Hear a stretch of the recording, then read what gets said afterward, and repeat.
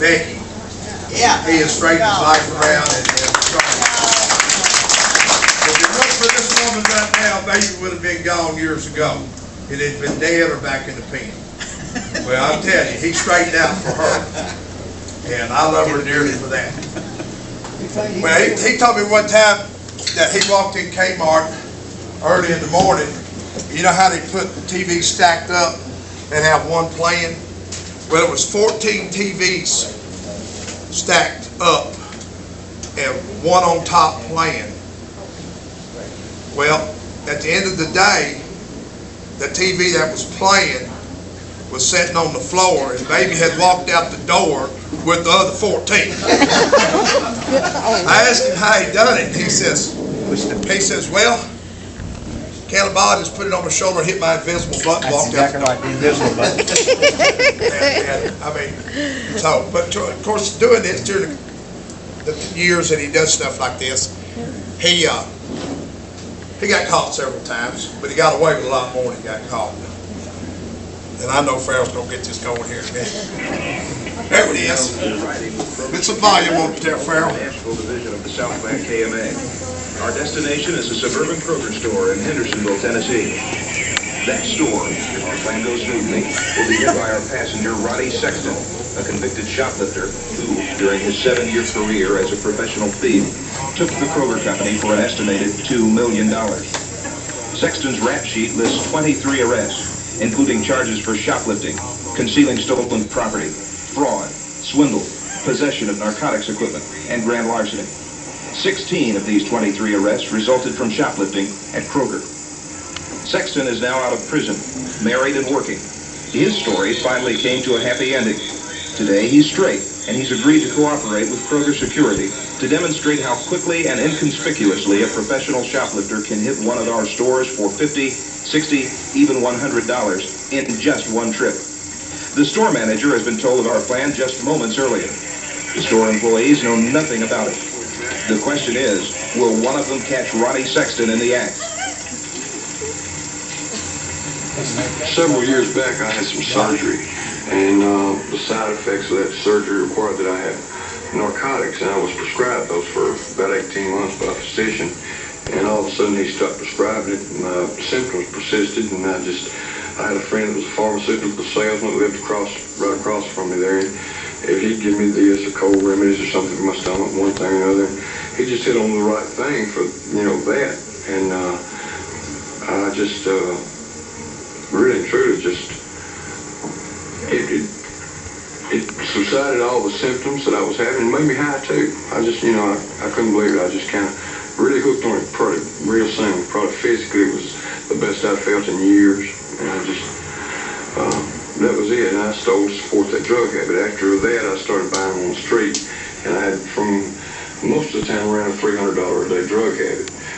During one little stretch there for about 4 months, I had close to a $700 a day drug habit.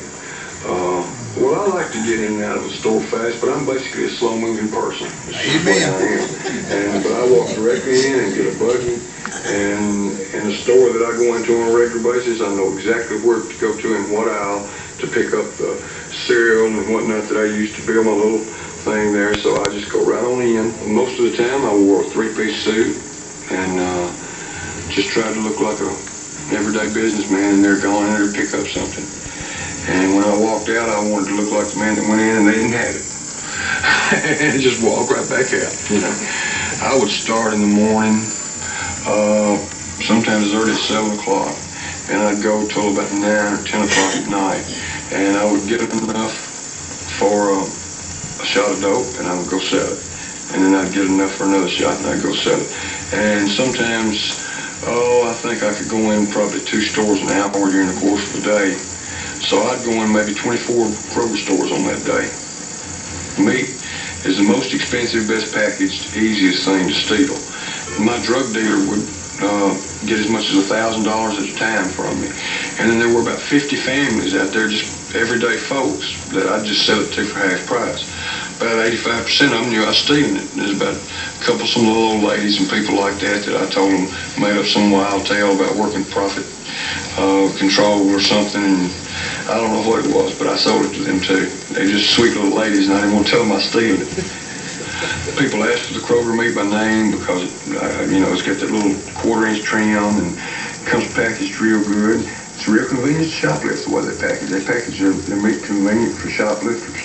It's all trimmed right down to product, just about. The clerks and the people like that, if they see or suspect a shoplifter, what they should do is get in touch with the security people and just back away from the situation, because they just tip it off. I don't know how many times I've unloaded a load of meat just because all of a sudden I realized somebody was on to me. And just various little things can tip it, When I go into a store, I like to go to a store that's in a nicer section of town, generally, where the income's up. For one thing, the cuts of meat are more expensive, and there's more of them, more plentiful, more to choose from. That's when you can have two shoplifters going to the same store and get a good load. The security can't be as tight in a store like that it is where people are going in there with food stamps and are hungry. So if the security is more lax and the meat's better, that's the store I prefer to go into.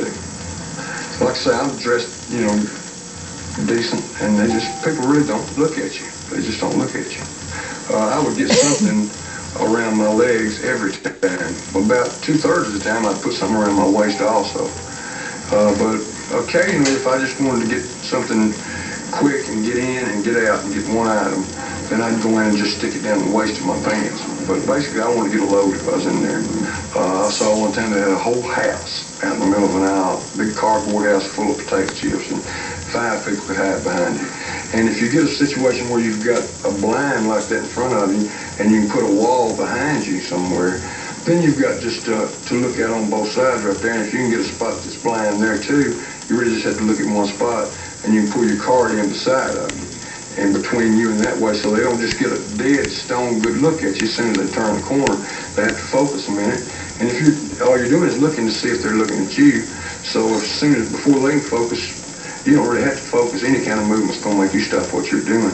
So it's safe bet.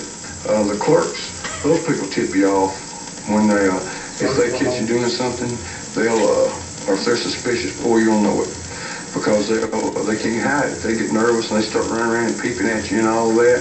It's different when the security people are there, because you don't know that you're being watched. You think you're getting away okay. That's what's scary about that. But a lot of times they'll have a little overhang, a little ledge there where your delicatessen's right there, and the overhang makes the roof for it. And if they're up there in that second story overhang there, and you're down under them at the delicatessen or something like that, they can't see you from up there. So they really lose you for a minute, and they don't, they can assume that you get ready to walk out the door, and you already be walked out the door, because they can't see you through there if they're watching you from the upper level. I didn't worry about walking out the front door, but there is a certain period of time right when you walk out that you wonder if somebody's watching you and get ready, because that's where they usually make their move at, and you just feel a little better when you get to the door. And but that restaurant, the way it's set up, you can walk right off the grocery floor, right into the restaurant, right out that door. Assuming that the monetary value of what I stole on those years was just drastic. I probably stole close to $2 million worth of meat from Kroger. God forbid that I ever get addicted to drugs again, for any reason. I just don't know if I were to do that. I can't say that I wouldn't shoplift again. But other than that, I feel like I'm a resourceful enough person that I can earn what I get, what I need in life. So no, I don't anticipate that at all. Because I sure don't anticipate getting back on those drugs. Okay, what all you got here, Bart? I got 4 ribeye steaks. 8 ribeye steaks. 8 ribeye steaks? $22 worth. How long did it take you? Well, I don't know. Maybe 10 minutes. You got them in your stomach?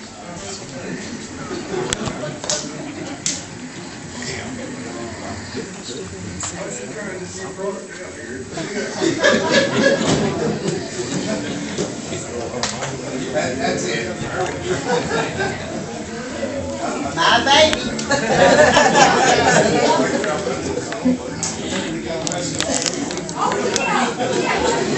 Where's Farrell at?